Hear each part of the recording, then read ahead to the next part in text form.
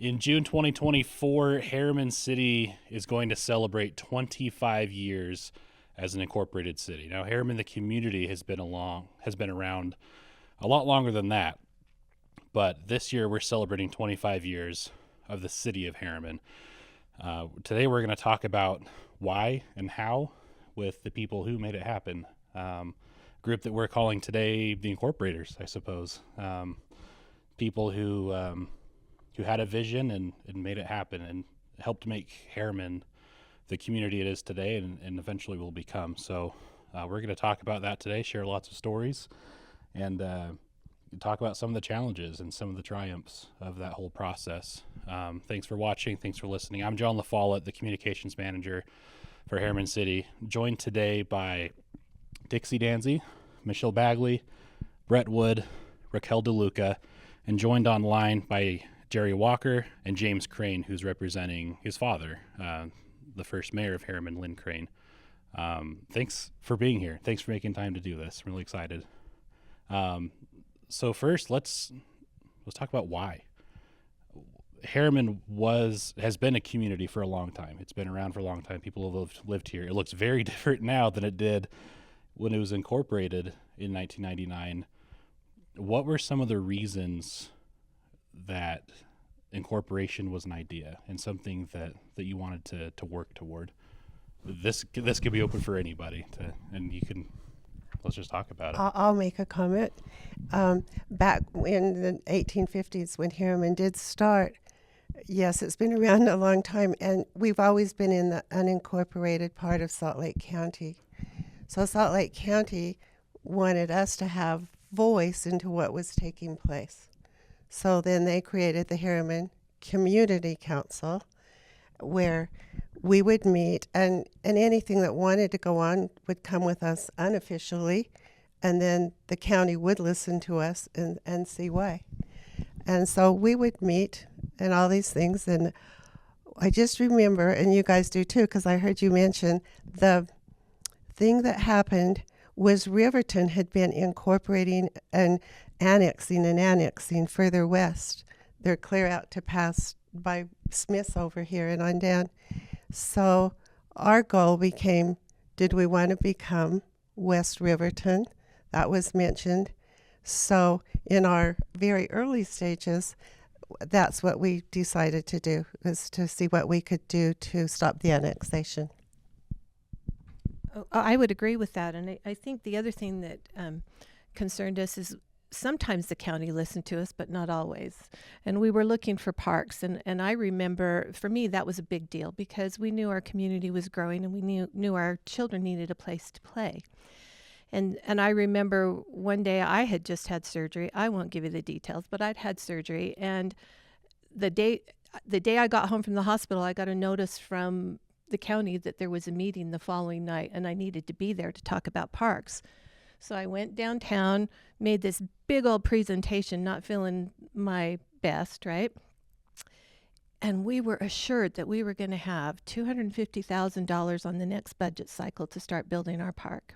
We were assured in that meeting. Budget cycle came around about 3 months later, no park. And I think that happened a number of times. And for me, that was a big deal because when I was a child, we lived in this park that's just behind us. We lived in this building. I mean, there was a lot of service things that happened here. We went to church here. Our fire department was here. Everything happened within this block. But we knew we needed to provide those services elsewhere. And so we were frustrated about that. So for me, that was my reason for getting involved and really getting in there was for our kids. I think what I've heard from the stories about getting involved, trying to be a part of keeping our own identity. Lynn Crane always kept saying we got to preserve our own identity. And when we was meeting, he reminded us that we need to preserve this dirt, this homestead that happened of the saints being sent out here from Brigham Young, preserve the name of Herriman. What was interesting is Jerry and all these, they told me that if Herriman would have incorporated as a township clear back in the 70s, they would have went down to 3200 West. And they actually had a vote of the community in the Salt Lake County Council at the time. Commission at that time was called a commission. and it was denied. What happened was, because of that, you think about Herriman, if they would have done that, of being down at 3200 West today. That's what was starting to stem of the problem, that Riverton was very anxious to keep on growing their city and expanding out to the west and to the south. They weren't want to stay content either direction. In fact, they should even try to go further east. And that was the driver that I would say these people, and Lynn Crane and Jerry online, convinced me to be involved when, we need to preserve this identity.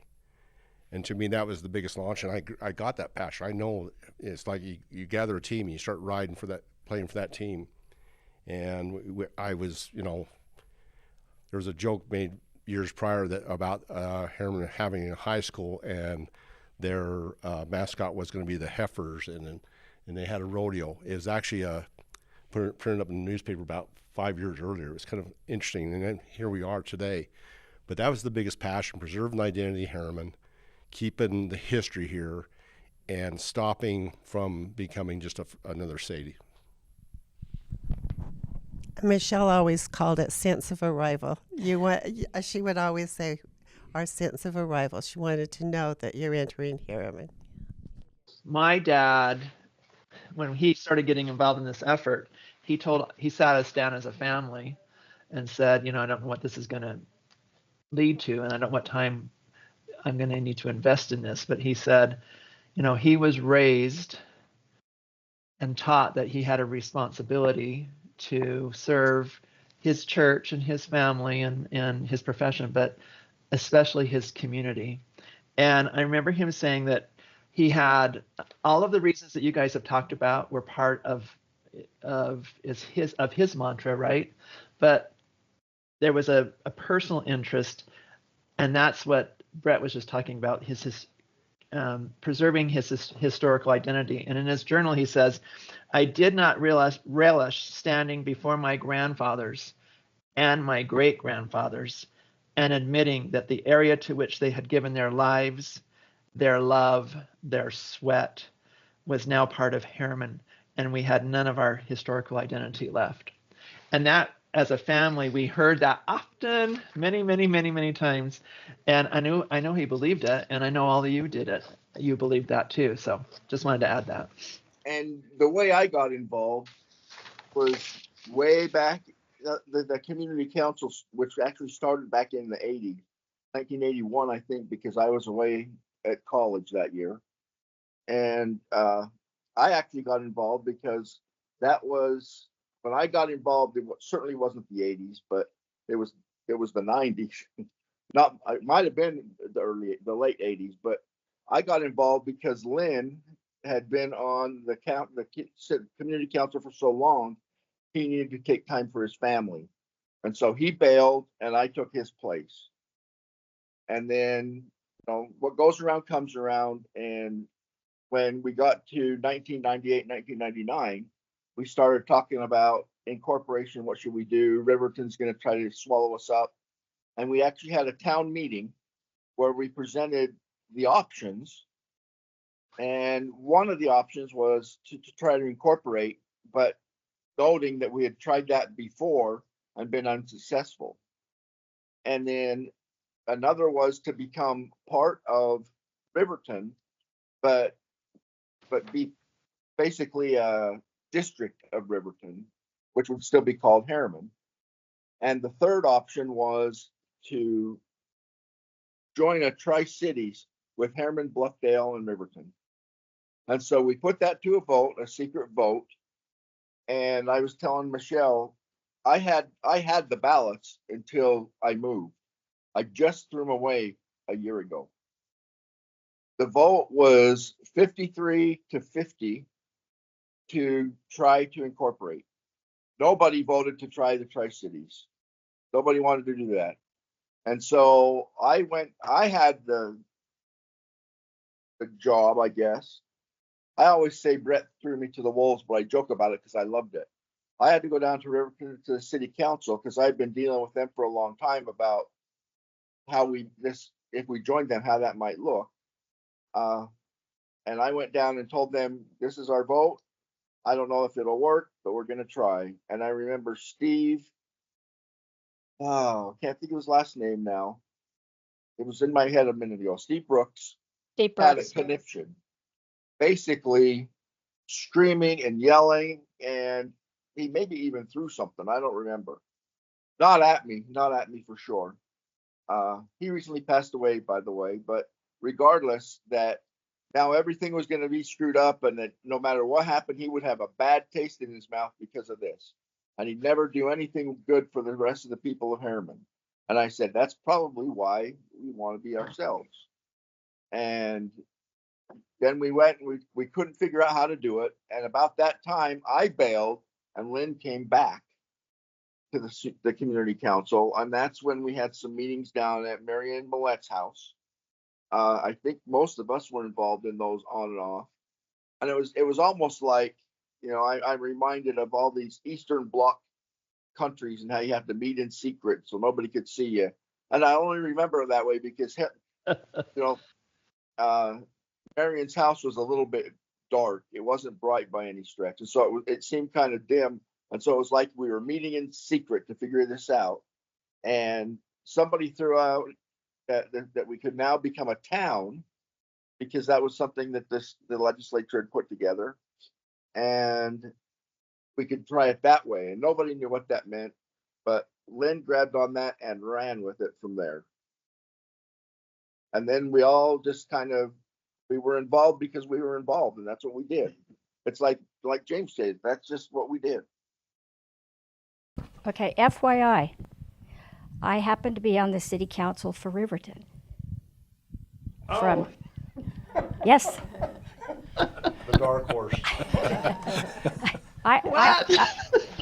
Yes, I was. And I knew these gentlemen. But when I was on there, we didn't discuss annexation.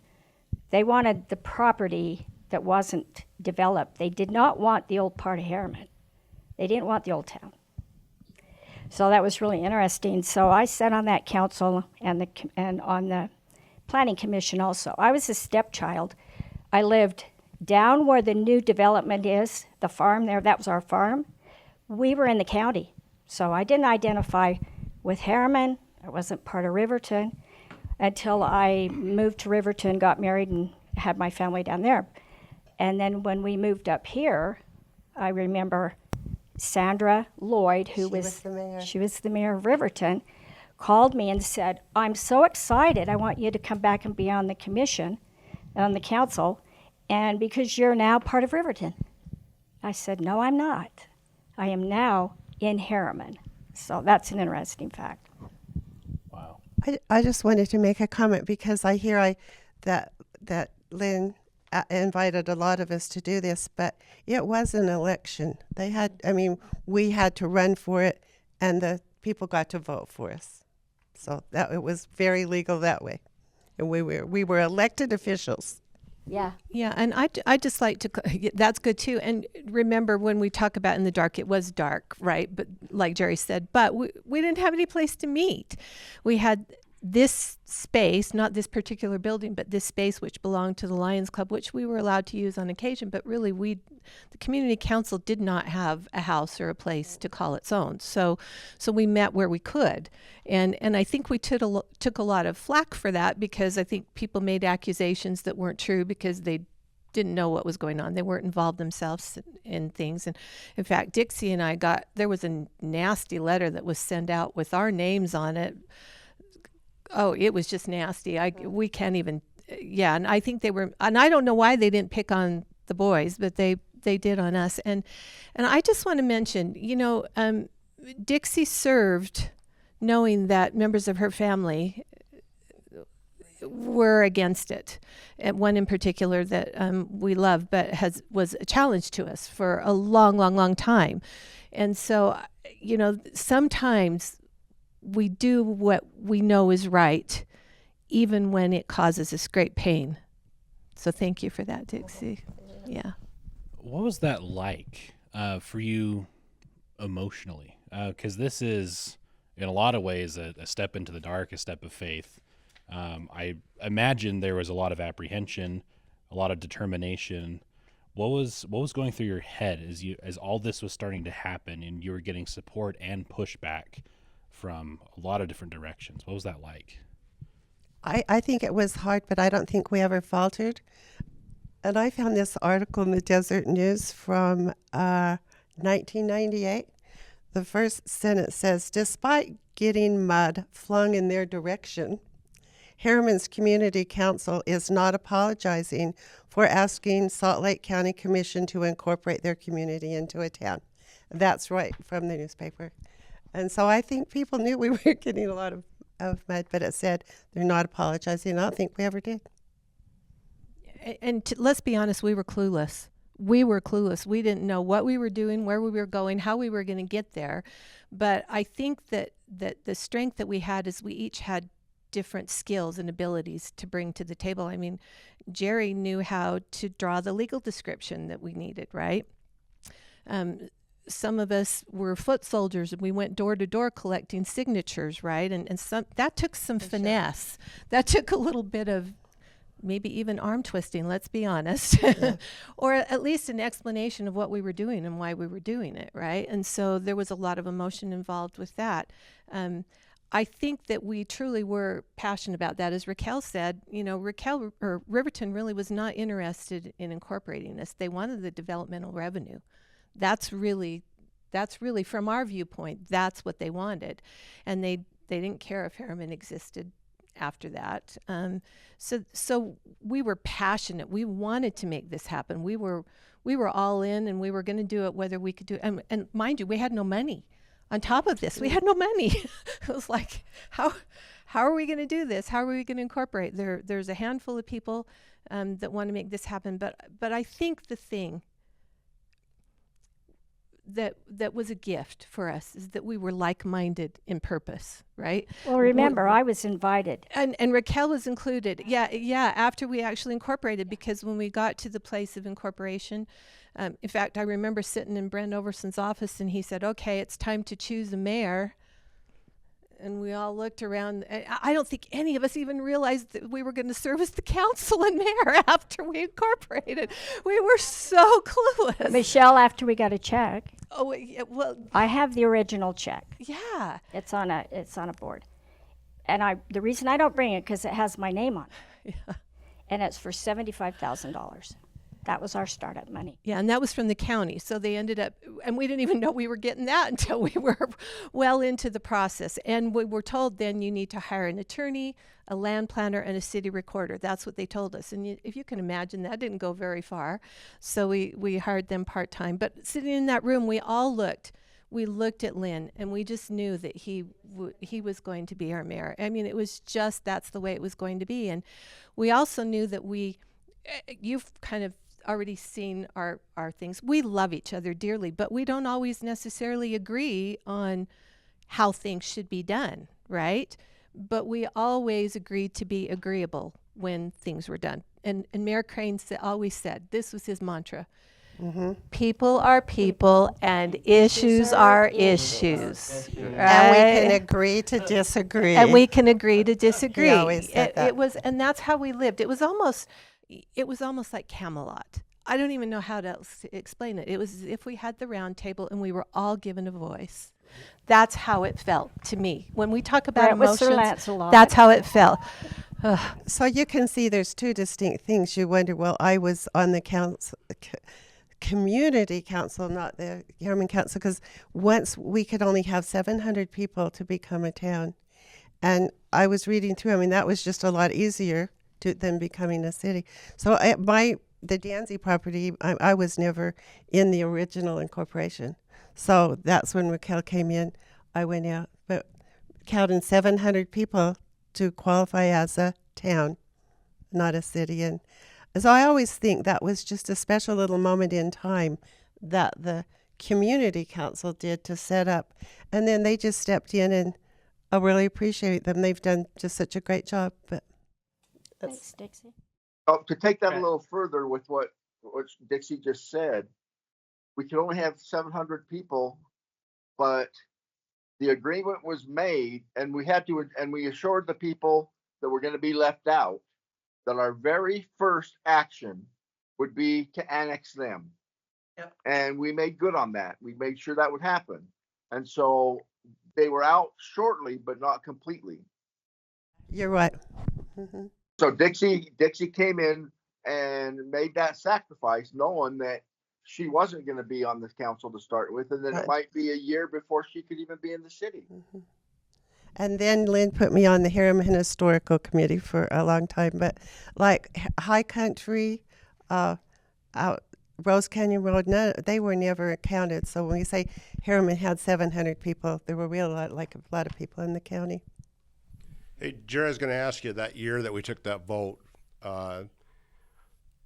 After that vote, I just don't want to lose track of some of the detail that I thought was very important. We talked about we did it with no money, but people actually lost money by trying to get incorporated.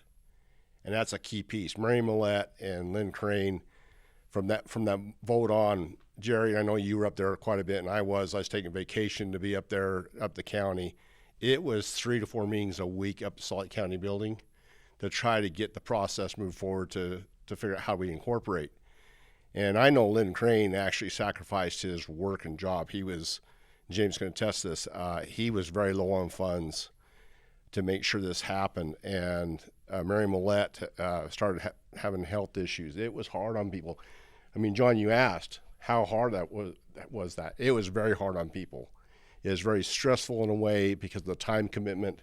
People tried to keep up their livelihoods / try to incorporate. I mean, really think about it. To incorporate in the 90s, it's like most cities are already gobbled up by that. There's no new cities popping up. And to make that happen against adversity, I know that I heard about the letter that Michelle got. No, I never got one, but I got some phone calls at 2 o'clock in the morning, threatening to do me some bodily harm, so bring it on. I was that type of person back then. And, we had to back people off of us.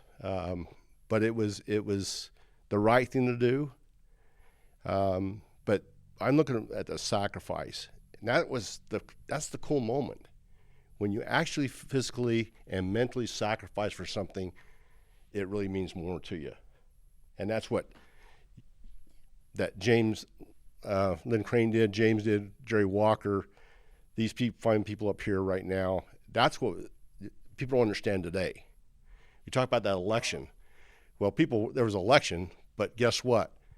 No one voted against you because if you put your name in, you use the dumb person to put your name in, you got to vote it in. Yeah. So people didn't want to get involved because it was a lot of work. So now we can fast forward back to where we were, because I know that you think about all the details. I just want to put the emphasis on the great sacrifice that others in other early communities made to make something happen that's great. Absolutely. We were modern pioneers. We always, we didn't have money from anywhere, but there was always money required. Yes. And so there were always times when we just look at each other and say, okay, we need to have $100. Who is it this time? And everybody would put in, or you would just put in because we had to pay a fee and you were there, so you paid the fee and things like that. And my wife will always say that Herriman City killed me. And I think that's probably true. And I think it took Brett's health too. And I mean, we just devoted so much. And I think, quite honestly, it didn't help Mayor Crane. And I think there was a big toll to be taken, and it was all worth it. But everybody contributed and paid that toll. Who paid for the chairs? I have a story that I would like to share about the 75 chairs. Remember the 75 chairs you guys had to purchase from DI, and they were 4 bits, but 4 bits a chair. So was that $1? No, 4 bits is 50 cents. 50 cents. So someone, I don't know if it was Marion, I don't know if it was Dad, if it was all of you. As I recall, it was your dad and Marion that they had gone to the DI to find chairs because we were going to have another big meeting here. This was the second vote that we took. And that was in the old building. And that was in the Yeah. old building. It was this space, the old Lions Club, and there were no chairs to sit on. And so they showed up at a DI, and this particular DI had a bunch of folding chairs. And do you want to tell it, or do you want me to tell it? Are you going to talk about the crescent? I sure am. I sure am. Talk about it. Yep. And on the back of them was stamped crescent, and I think we've talked about White City and how those no longer exist, and and I remember Mayor Crane was so passionate about that when he told us. He said it was like it was a sign. We got these chairs that we needed for our community from communities that really nobody even knows once existed. They're not incorporated entities. And he really felt like it was a sign for us. And I think he even talked about it on the night of that meeting. And I think that was a good encouragement for our citizens to realize what was happening. But as I recall, it was Marion and Lynn that actually paid for those chairs. Well, it was less about the money when he talked to me about it, but more about exactly what you said, Michelle, is Right. how sad to know a community that didn't exist. And Marion asked him, he's like, well, who is this? And back then also there was such a connection between church and civic responsibilities. There wasn't a huge disconnect. But that's one story he would tell often about how he felt like there was divine intervention in those chairs and how it kind of helped guide the conversation at that pivotal meeting. And just an aside, White City incorporated on the 1st of this year. Yeah, they did. They made a new law that if you were a township, now the township is an incorporated entity. So as you were beginning the incorporation process, and likely before, certainly before, you could see and imagine growth coming.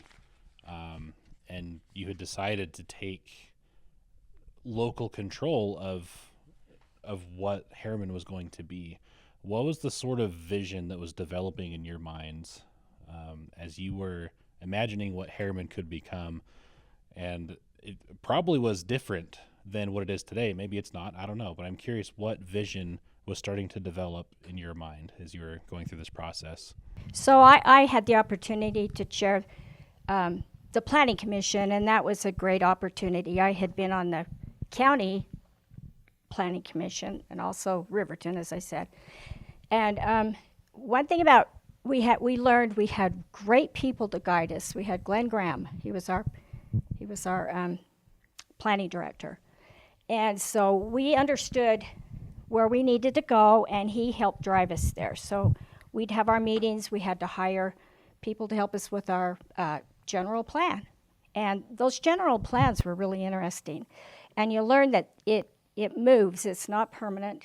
It can be changed. And so we saw this general plan change probably within 5 years with development. We worked with great developers. Sorensen Development was great to work with. That was the time when you could go in the kitchen of the old Lions and put a map out on the stove, because we had nowhere to put it, and have a discussion where we needed a road. Made the commitments with our stakeholder, shake hands, and it worked. Raquel brings up the kitchen, and what was funny, if anybody would have turned the stove on, Burned it. all the plans would have been burned up. That's where Yeah. Glenn Graham actually did the city planning in the old kitchen. Just funny stories. Like that. Yeah. There's so We many utilized details. Did we have a bathroom? Yes, we had two. I just asking. And you talked about vision, and they used to laugh at me, but I wanted hitching posts in front of all of our establishments. I really did want hitching posts. I thought that was part of who we were. And I wanted trails, which we have. That was, we all wanted trails. I mean, when I say I think we had that vision. We wanted parks. We wanted these places for our kids to be, and we wanted to continue community. When I was a kid, again, this block was where we did everything. It was the place where if you wanted to be the Herriman homecoming queen, your grandpa had to buy all the tickets for the beef raffle. You know what I'm saying? And then you were the queen. So it was community. That's basically what happened. And I wanted to keep that feel where you could be involved, whatever your choice life, whether it was theater, whether it was playing baseball, whether it was riding horses, wanted to be able to have a place where our families could grow and learn and develop. That was my thought. One that was friendly with people, one that was geared toward being useful to people, not a hindrance, because we'd all built our own houses in the county and we experienced that hindrance, and we did not want that in Herriman. Yeah, we wanted the process to be. We wanted it to be, yeah, you could come in and actually talk to someone who was helpful, not hindrance, and would help you get what you needed and move forward. I wanted a swimming pool. And Connie Butterfield, who's given much service way before we were town, she used to do her own Herriman days, or she was in charge. And she would collect things and make as much money as she could to save for a swimming pool one day. And to have that swimming pool and that but it's cool. One thing I'll add that hasn't been mentioned, I think, is schools, right? Schools in our community. So we weren't, as a kid, I went to 7 different schools before I went to high school. So I know that was big on the list in terms of quality of life, right? Recreation, but also schools. The first few years of the city, what was it like? You've described a little bit of kind of what it looked like doing plans on the stove, doing your best. What was it like with the people who were involved, and maybe some of the events or some of the growing pains that you realized kind of as they were happening? What was that like in the first few years? Well, it was a very hectic time. I'm just going to jump right in this because we spent a lot of time here, as I said. It was every single day and night. Sometimes we left the old Lions Club at 12 o'clock at night. Mind you, first we was starting to use up that old Lions Club so much we was actually renting it from the Lions Club, and then we had to figure out a way, can we buy it? Because we didn't have property to have a city hall or a town hall, and that was one of the big pieces that we had to accomplish. And that was going on at the same time we was trying to figure out how we build parks. Same time we was trying to start up a water department or take over the Herriman pipeline, which was the water department today. And you start thinking about all those things going on, and Mayor Crane assigned us certain areas of responsibility. I got parks and cemetery, and because I'm a big lover of parks, but then after a while, he threw me more into water too. Jerry started out in water and infrastructure, and then we all had our pieces. Like, it was a very, very busy time.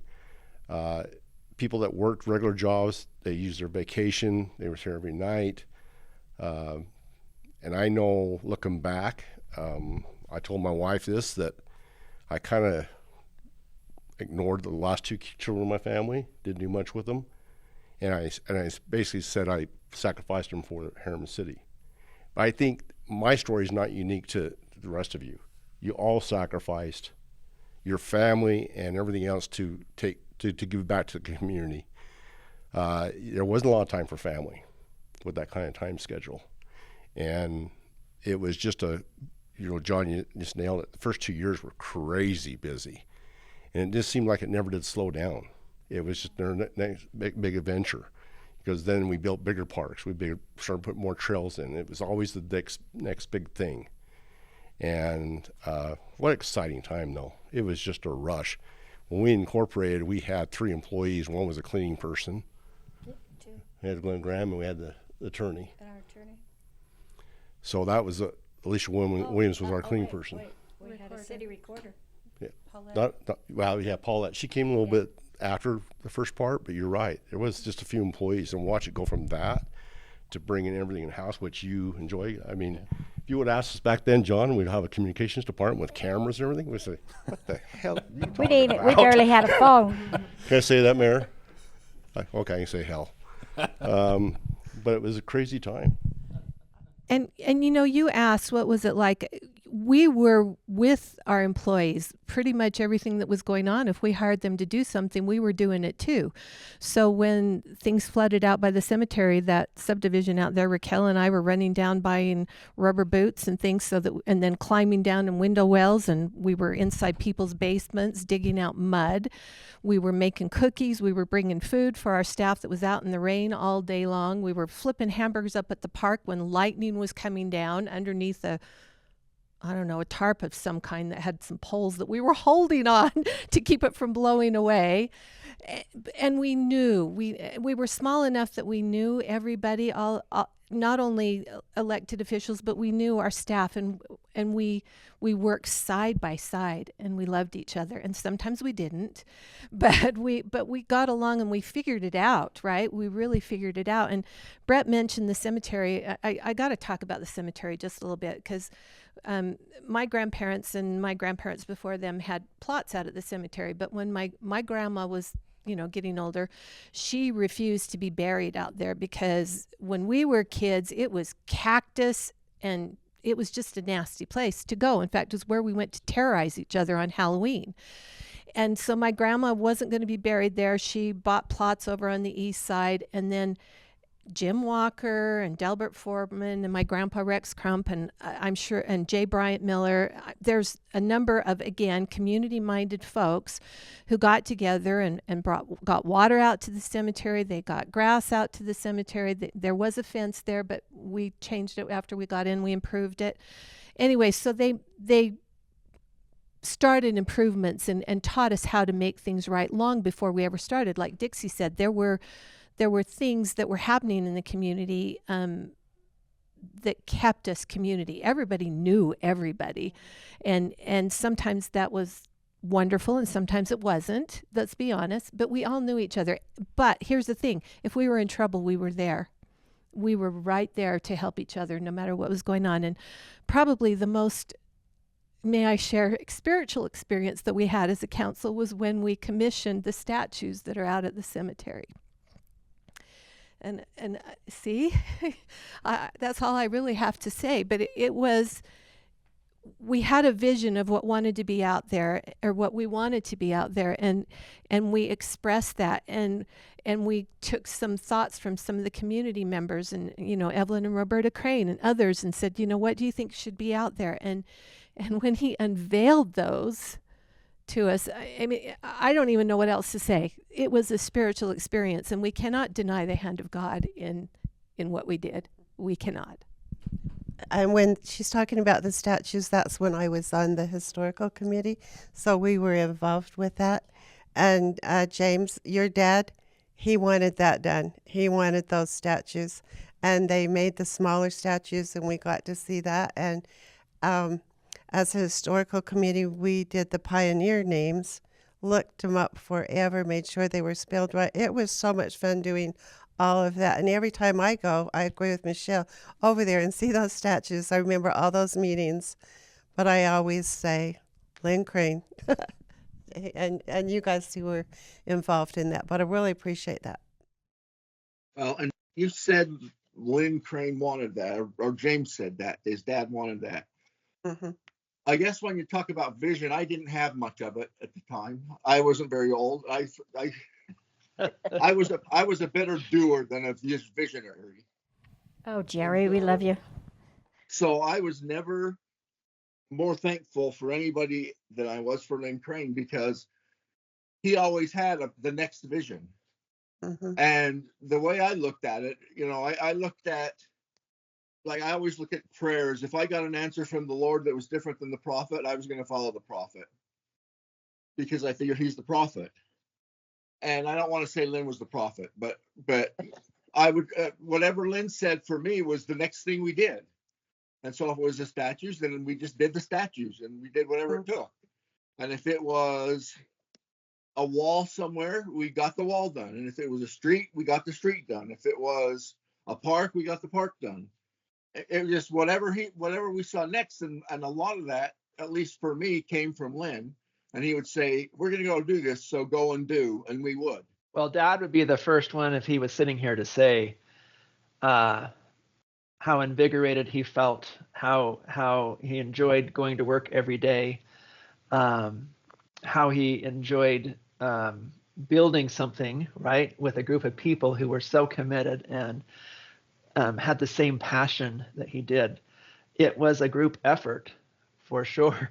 And as I think about the crazy things we did, even knowing that we probably shouldn't do them, I mean, even the plays that we used to put on, we would have people standing on the pipe and draping poles so they wouldn't blow down in the wind. I mean, I think you cannot talk about Herriman without talking about the service that was so freely given, not only by the people sitting in this room, but by the community. I mean, everyone, for the most part, even those that sometimes didn't necessarily agree, were always there to help. And I just remember hearing that often from my dad, how impressed he was that so many people would show up and so many people were so committed to Herriman becoming the best it could become. And that's really because our history, right? Our history of being service-minded. Hey, James, I want to plug something else in here real fast. The first council, there was no pay. There was no benefits. No one reimbursed for gas mileage. You didn't have a city vehicle in the beginning. It was truly, you talk about the sacrifice of what you're talking about. People did it because they wanted to do the right thing, not to see what they could get out of it. And I hate that in our whole nation. It's what politics have turned into. Some people get it for the right reason. Absolutely 100% do. But there's a lot of people get it for the wrong reasons. And I can say that first commission, that first council, you know, if there was candy for dinner that night at council meeting, you know, one of us bought it. And it was candy. We didn't have meals. We didn't have a lot of things. But that's what I'm saying. It was a beautiful time. People were doing things for the right reason and not just about them.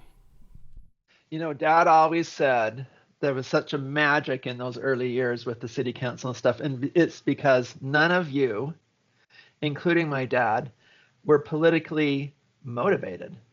You weren't politicians. You didn't want to be politicians. In fact, sometimes that was your undoing on certain things because you didn't understand the political landscape in those in that context, right? Because it really was a labor of love. I have just a quick comment on the community service that got us here. I saw Michelle and Raquel everywhere together, like if there was Memorial Day breakfast and they're waiting for the guys to come and blow them. There was those two, so really appreciate all that. I saw you everywhere working. And something came to my mind that's pretty big in Herriman now, and you guys all remember this, the Butterfield Park. And that happened when we were way back to the community council. And in the little ball field right here, a little teeny old bandstand. And Myrna brought her dad over. And there were just a couple of us. There was nothing that was announced. No big high praises. Comes walking in, wasn't it, Wayne? Yeah. And he donated to Herriman land. Think how big that would be today. They would be in the paper. Oh, I donated this. I donated all this land. No, she just brought him in, and it was just us, and we did as much pomp and circumstance as we could. And then his land was up on the hill, and eventually there was a trade between his land and Sorensen, so the park could be flat. But every time I see that park, I think of that, because he was pretty getting along in age by then, just coming and donating that to Herriman. Didn't make the newspaper, probably couldn't look it up in history, but she brought him in there, and that's community. If I could talk about that park too. So, you know, the sacrifice of Wayne was incredible. I have to say that absolutely. And then not only that, but then his granddaughter Danny and Myrna followed through with continued service there too, right? They were right there beside us while we were building that, as well as others in the community, the DeLuca family. In our community. There were Riverton came to help with that right, rodeo grounds. Right. I mean, we many found people from other places, other walks of life that came in to help and to create and to communicate. And I mean, we were assembling playground equipment. We were welding They were missing fences. screws. We hurt people. The first year we stole the bleachers from this park and took them up to the big park because we didn't have anything Where's for the directions? We don't anybody know how to to do sit this. on. And I remember we were up there scraping them and repainting them because they were, they're slivers. Anyway, so yeah, and again, we didn't have any nice building or facility to do concessions out of, so we had poles with the tarp over the top of us and mud and Sheep camps. sheep camps and electrical cords Yeah, that we went had I sheep don't know camps. where.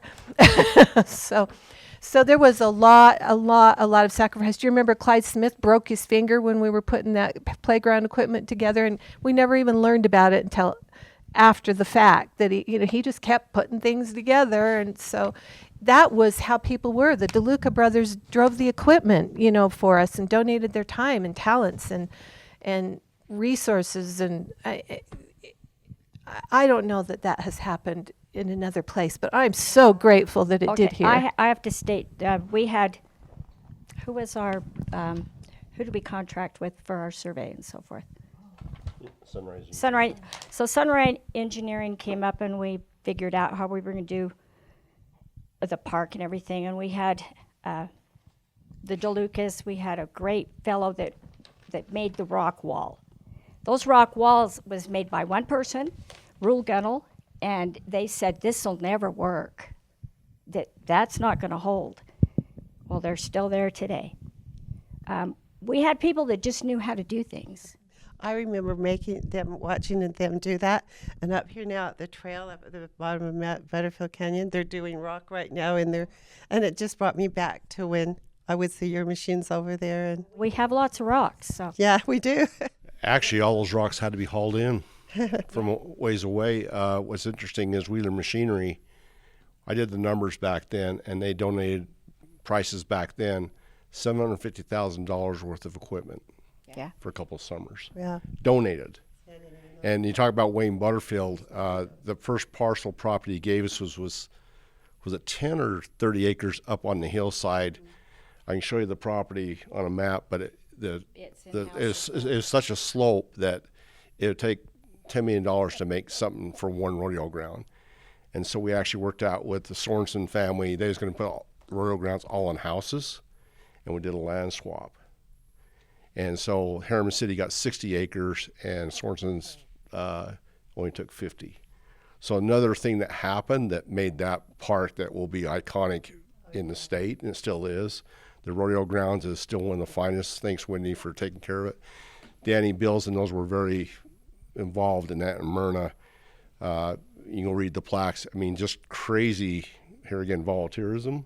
The rodeo committee put those panels together. I remember one night I was up there welding, and I had to hurry up, stop welding and come down here, hit council meeting to go back up and weld till midnight because we had town days that next day. So we had to finish the rope and shoots and those type of things. Fun times, like I keep saying it was just a great time for us. So we are in what we call the old City Hall. The new City Hall, the current one, is just down the street. And I just want to know what it's like, or what it has been like for you over the years. As you've seen Herriman High School get built, or years later, the Herriman Police Department, or more schools, or more businesses, bigger businesses. I mean, when Herriman was incorporated, it was 700 people, and now it's about 65,000 in 25 years. And there are more measures of growth than just population or numbers of houses or roads, but what has it been like for you as Herriman has grown over the last quarter century to know that you were part of the incorporation process and seeing Herriman as a snapshot in time where it is now? There's still more to come. What has that been like along the way as more things have come into the city? Is that gratifying? What is that like for you? I'm in education. I was a teacher, and it just tickles me. Herriman High School. My kids wouldn't have believed it. James wouldn't have believed it. My kids were his age. I love it. I love the way. Oh, and the elementaries and the whole thing. I love the way that the new leaders have come in of our city, and they've done so well, and keeping up our vision, and it just continues to go forth and get better. I think it just gets better and better. I mean, I can just run to Smith's in a minute. When Smith's first came in, I said to Lynn, this is a fun place to meet people, so I used to go shopping all the time. And I mean, Smith's was just like Christmas. And then, but Herriman High School also, the middle schools, I think Jordan District's grand. And I really appreciate the administration of today. I love that Dixie mentioned schools, because on this corner over here is where Jerry and I went to school, in a 3-room schoolhouse. And James, and we might not be old, but as old as you, well, one of us is at least. Anyway, but it really was just a 3-room schoolhouse. We had 2 classes in each grade. I think we had the same curriculum. If we had the same teacher, it didn't matter if we were first or felt like that to me anyway. But when that went away, again, that was another piece of community that went away. And then in fact, I think Jerry may have been the last class that was in that building, or maybe, I don't know. But when that went away, another piece of community went away. And then our kids were all bused all over the place. So the fact that the kids could come back home, I think, was really incredible, really incredible. Also, remember we told you we had no money when we started. So we had to start thinking about a tax base. That was really, really important. And getting those up and running. I mean, the Smiths and the Walgreens corner. Raquel and I were talking about the Walgreens corner. That ended up being a trade with, well, an interesting thing, because Sorensen was supposed to get a couple more lots up there in the ranch's development, and that didn't happen. It was supposed to be a retaining pond, right? Is that right? A detention pond. We ended up moving the Hamilton well across the street onto that property, and then we were able to sell that for a nice penny, which was good for the city coffers. So just working all through all the back end of that was really incredible. Also, we were really fiscal sound. We built this building, but then we paid it off within record time. Any money that we took out at the park, we paid off. We paid it off. And I think that was really important. We took a lot of hits because, to begin with, we did the service fee for police services. But the reason why we did that was because we felt like everybody was receiving the same service, whether you lived in the great big house or the little teeny tiny space, right? You were receiving the same service. You don't stop and say, no, I'm not going there because of what it looks like. So everybody ought to pay fairly. That was one reason. And we had an avenue that we could collect it. And later that ended up being our undoing because people didn't understand the reasoning for that. And I'll bet you, if you looked at your property taxes today, that everybody's paying a whole lot more, not only because it costs more to do for a bigger city, but if you were to take a percentage, I bet you're paying a whole lot more than you would have ever been with that public safety fee. So we had to do that. We had to create all of these entities and ordinances and zoning, planning and zoning. Holy cow. We had an awesome commission. They all came from, we had some hiccups. We had to, you can't say that. No, don't say that. And it was awesome, but our public meetings were not the greatest sometimes. People had a hard time with our skateboard park. It was terrible. Everything that came, we did the process, and we learned a lot. And we had a lot of for sale signs. If people didn't like it here, we handed them as they walked out the door, because that's what we would hear.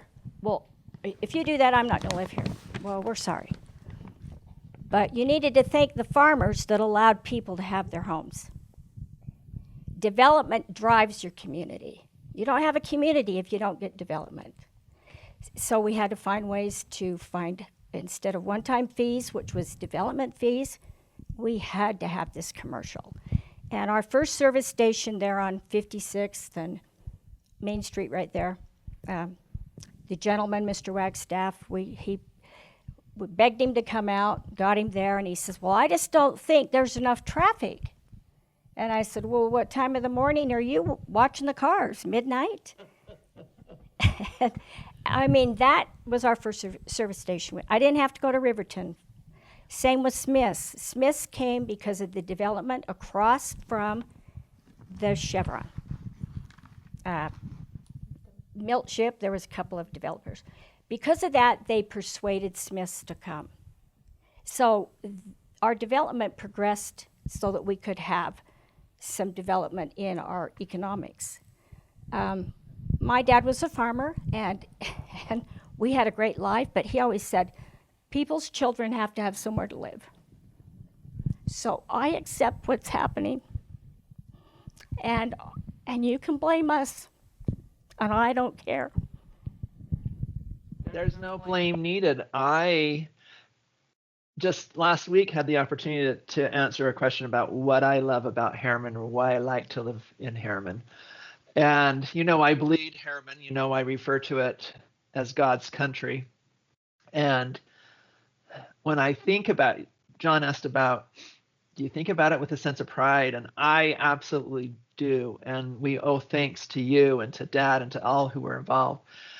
It was an all-day excursion if you had to go to the doctor or something like that, because every service we needed did not exist in Herriman almost until we got that first gas station, right? We had the mercantile and things, but I was thinking the other day that from my house, and I live what I would consider in Old Herriman, within a mile, and that's probably stretching it, right? I have access to multiple gas stations, convenience stores, grocery stores, my doctor, my back doctor, my vet, anything that I need is here.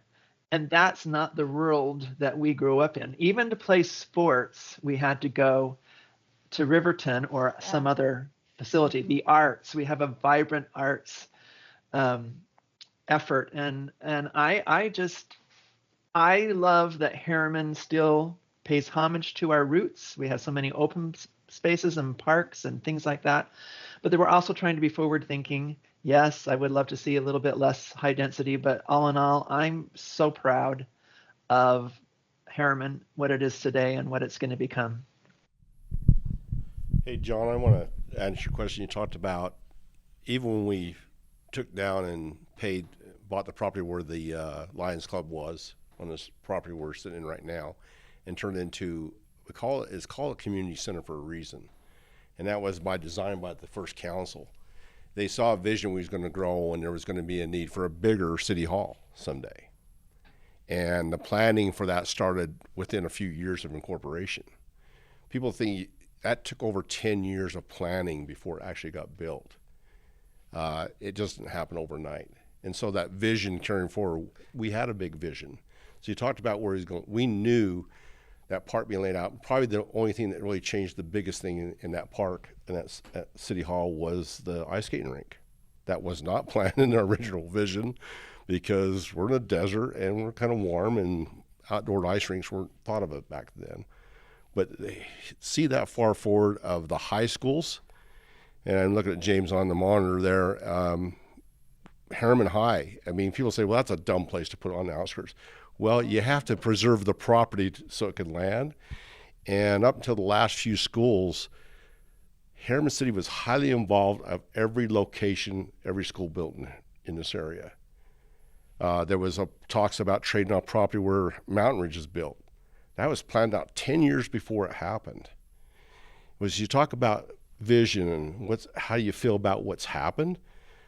We talked about more fire stations. We talked about all these extra services.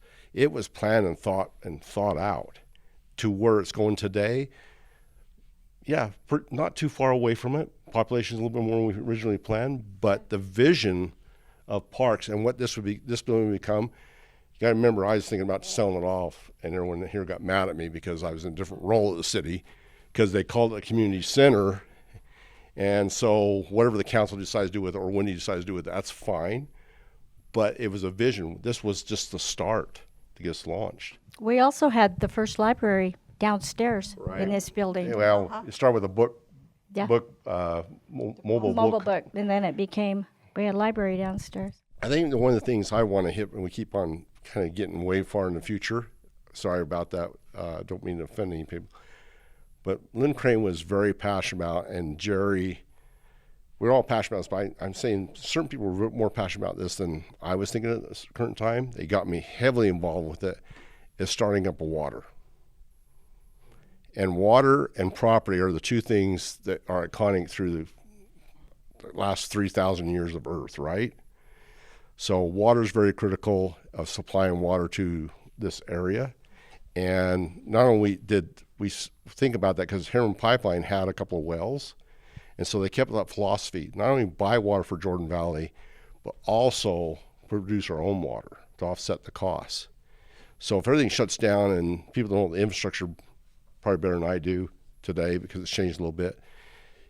Herriman City, if a big disaster happened and you shut off water in Jordan Valley, we could sustain people to bathe and drink today. That's rare. Other cities can't do that. Yeah. So you think about water was such a big play as we started out those first few years. I remember a water tank that we toured and went down inside, and it was so dark you could hardly see, and then Brett closed the lid, or somebody closed the lid while we were in there. That was just to really get us a feel, and the acoustics were really crazy as we're standing in there. I said we should hold a dance down in there for our kids, right? Do you remember we talked about that? I'm glad that Brett talked about community center, and because we're here, you know what, this probably was the last thing that I was still trying to champion before I decided to be a recovering politician. And this space right here, we all felt like when we left this building that this would be a senior center, a community center, a place for the arts, but that would be used for the community specifically. That, in my thoughts, that was our intention. And I really felt like even when we made the agreement with the Lions Club, which we ended up building the pavilion over here where we do Memorial Day, I really felt like we had kind of committed to them that we would continue that service for the community, because this space had always been used for community purposes. And so there's my soapbox for today. I'll try to be good, but I would love to see it return to that. There were many family Christmas parties, weddings. Was that Walnut here? Because the kitchen's over on the other. Yeah. Yeah. Many parties, and that was fun to be able to rent that and have that. Well, I got to tell you, I look at the piano here in this room. I voted against buying a piano. Didn't win that battle. That's the stupidest thing we could put in a city hall. But it's still here. I think I used it at a family party. I would argue, Michelle, that that's still being used for community service. It's just more extended. And then your question about how the change affects us. When my kids were little, they used to ride their trikes out on Herriman Highway, and I knew every car that went up and down that highway. And I mean, it wasn't a highway then. It was a little county road. Now it is a highway. I am so excited about the sidewalks. I mean, I remember when Jerry Walker once said, I'd love a red light out by my house. Remember we had no stop lines in Herriman? Well, for me to have a sidewalk, oh my gosh, that's exciting. And when I came down today, they're planting trees. And when I drive up that street, I think this council started that sense of arrival, and people are going to be able to drive up that whole thing, and that's Herriman, and it is gorgeous. So that's fun for me. And then my husband and I did Triple D Ranch for 20 years, and a lot of people would come from Salt Lake, and brought a lot of people here. We had weddings, reunions, and things. But on our food, I had to go meet the Wonder Bread man at Peterson's parking lot because Herriman was too far for them to come deliver.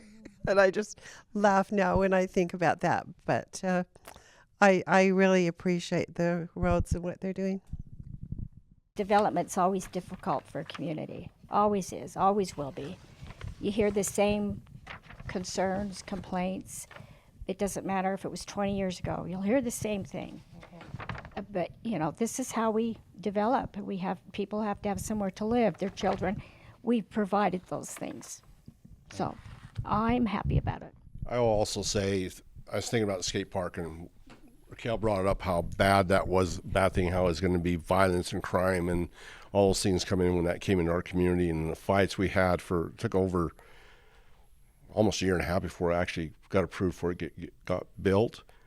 But the motto of the council was providing something for everybody, wasn't it? Yeah. And it wasn't about, it was about the arts. It was about a walking path. It was about fishing. It was about a skate park. It was about a playground, fields for all types of sports to be played on, rodeo, that diversion, the diversity we was trying to create in our community, spun up for Lynn Crane went away, that talks about RSL coming to our community and the college coming to our community. Now we've got 2 colleges, by technically. Those came out of that same group of people having those conversations 20 years ago. I love that you pointed that out, because that's the truth. That's the truth. And thinking about the skateboard park too, occasionally we were accused of, I don't know, not letting people know what was going on. You know, that sunshine thing is always thrown out there at every council that ever existed, right? The sunshine law. But we didn't even have to get approval to put that skateboard park where it was at, because it was already an existing park. We could have just put it in there. We could have just started construction and moved forward, but we felt it was important to keep the community involved and to hear what they had to say. And I think that that's a really important thing. Something that we have missed that I hope that we don't is I just wanted to say, so the original incorporators of the city were these. So it was Jerry Walker, Lynn Crane, Brett Wood, myself, and Dixie Dansie. Those were the incorporators of the city. When Dixie talked about when we counted everybody in every house and we had to be under that threshold, her property was no longer included in the original incorporation. So that's when we enlisted Marion Millette. We had to have another signature on, so we enlisted Marion. Then when we got to the county and we realized that we were going to have to be a council and mayor and those kinds of things, Jerry didn't want to play anymore. I'm just saying, Jerry didn't want to play, and and he did. His kids were probably younger than all of ours, because he's the kid of us, right? He's the youngest, so he had kids he was raising, and Raquel came highly recommended from the county. We knew her. Raquel had done my grandmother's hair for years, but I didn't know her well. I don't know if any of us knew her well, but we knew of her, and we knew of her great reputation, and we knew that she was wonderful. So then Raquel became one of the first council members. So the first council members appointed were Mayor Lynn Crane, Marion Millette, Brett Wood, Raquel DeLuca, and myself. So that's who was appointed. And then they were on a 2 and 4 year cycle, and the first election cycle I chose not to run because I also had kids. Same thing. Jerry ran on that seat. Did you run unopposed? I can't remember. Jerry ran for that seat, and then the following cycle I ran for Marion's seat, and then Marion didn't serve anymore. And then we stayed together for 2 full cycles? I don't know. I've lost track. But that's how it started. Many times people would come in and say, I was drawn here because of this, that, or the other. The phrase, the Herriman way, started with this group right here. One other saying that Lynn had that came up a lot was, there's never a paper there's never, not a paper, but an issue so thin that it doesn't have 2 sides. Yeah. And he would always use a piece of paper, and he'd say, see, you can write on this side, and you turn it over and there's a whole new side to write on. And he used that to make sure that we all understood there were going to be 2 sides to everything, and we might be on opposite sides sometimes, and that was okay. One thing you mentioned a moment ago, the Herriman way. What do you mean when you say the Herriman way? What it meant to us is the way we did things was for everybody. So we just had that thought that the Herriman way, you come here, we care about you, and we did it the way we did it. And I just feel like that our employees gathered that thought and still do it today. I thought it was we get it done. Well, exactly. We didn't talk a lot about it. We just, okay, what do we got to do? And we just jumped in and got it done. And sometimes that people providing food, some people just actually shoveling, some people just, we just got it done from the very beginning. Well, again, community minded, right? Everything was all about the community. Yeah, everybody think- knew that the shovel didn't work itself. If you had a shovel, somebody had to use it. I do want to say something about community, and this is going to affect the Herriman City employees that's in the room right now. From day one to today, the people that incorporators valued, you people that are in the room working for Herriman City today, as well as the ones in the very beginning. I can honestly say that. I love the people that work for Herriman. Stand out above anybody else I've ever come across. I can honestly say from day one, from the first employee, from Paulette Logan to John Brims, those people to today, and I can name off hundreds of people, truly the incorporators believed and loved the people that worked. And you did the Herriman way. You get it done. We'll see the Herriman way as our rodeo progresses. Our wonderful program out at the park for Memorial Day and Town Days, and that's the Herriman way.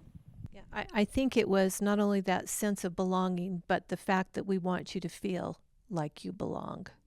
I think that's it. I know I feel like that. I grew up in Provo. Herriman was not really a thing on my radar when I was growing up. And when I first started working here, I don't know how many years ago, not very many. I lived in South Jordan, and when my wife and I wanted to buy a house, probably because of my commute, but probably because we wanted to be in Herriman. It's a special place. So Something brought you here. yeah.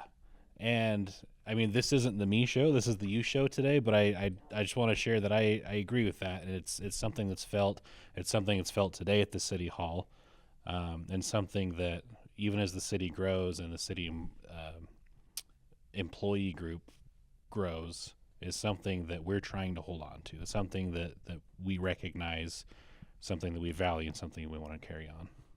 Appreciate that. Appreciate you. Well, thank all of you for joining today, taking the time to come here and share some stories. We can go on for hours.